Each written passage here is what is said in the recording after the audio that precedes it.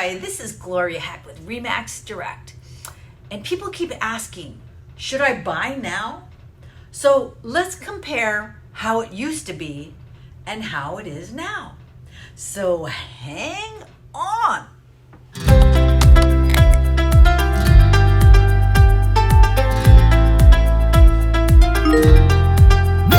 Then versus now. Should I buy?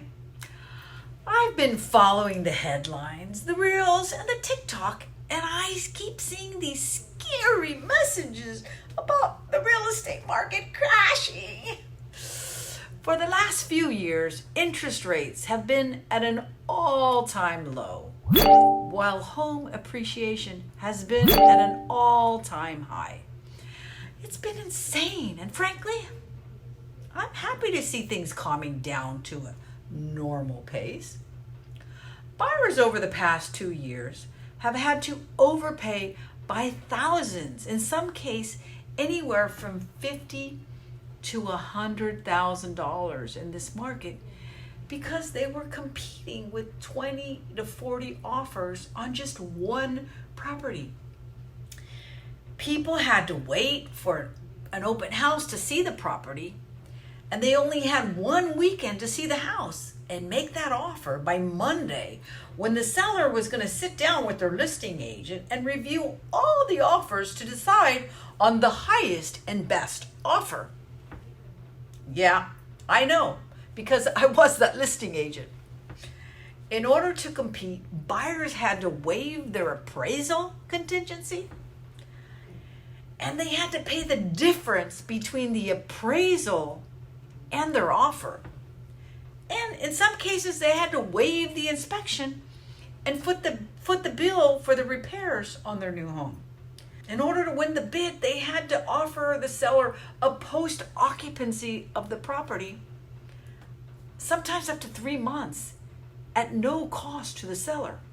Well, the buyer had to foot the bill for their mortgage along with the rent for 3 months. In some cases, buyers were even paying sellers' closing costs.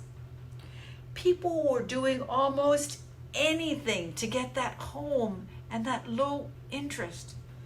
Plus, they had so many few homes to choose from. It was a frenzy.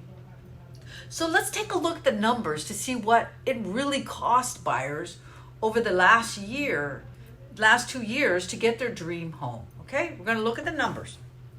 If the purchase price of the home was $725,000, they were putting 20% down so that they didn't have to pay the mortgage insurance premium, or PMI. If the home appraised at only $650,000, the bank would only lend them 80% of that $650,000, which means they put 20% down payment. It was $130,000 plus $75,000 that they were overpaying to win that bid. That means they paid $130,000 as a down payment plus $75,000 to win the bid, which equals $205,000.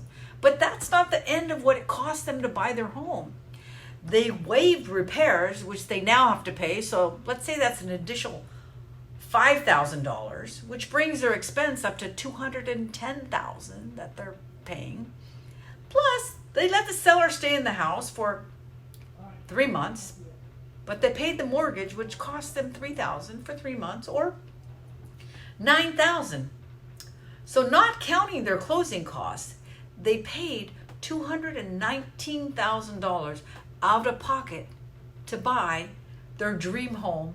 And they were thrilled to have that home during these crazy pandemic times. But now, here we are. Today, a buyer can look at multiple houses and can choose from many homes in their price range. And they can put in an offer for the asking price of, let's say, $650,000. They can have the home inspected and ask for a reasonable credit to pay for the repairs that impact safety and insurance. They can go through the process to see if the house appraises at the price they offered. And if it doesn't, they can negotiate a better price. Plus now, when they close on the house, guess what?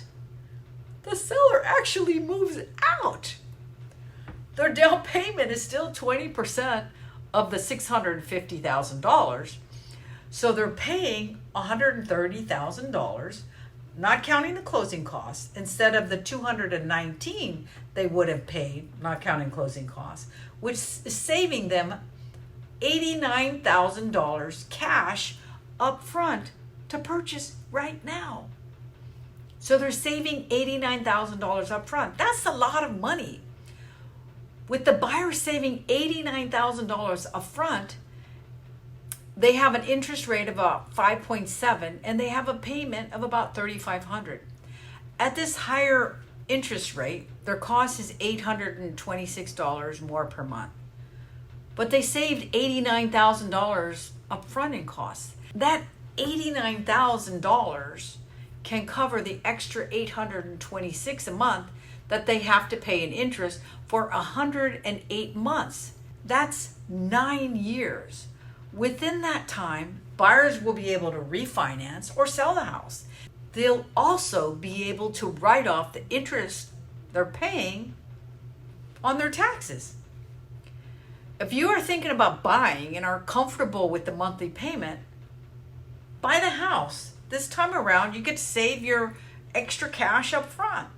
But I know this is a real issue. If rates knocked your payment out of reach, there's great lender programs to help you buy down the rate with seller contributions.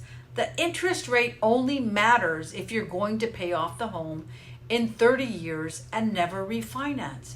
This is still a great time to buy or sell. The market is starting to finally balance. Don't believe all the news, the headlines that you're reading, and the sensational scare tactics. Talk to a reputable lender for your info. If you need a referral, I can help.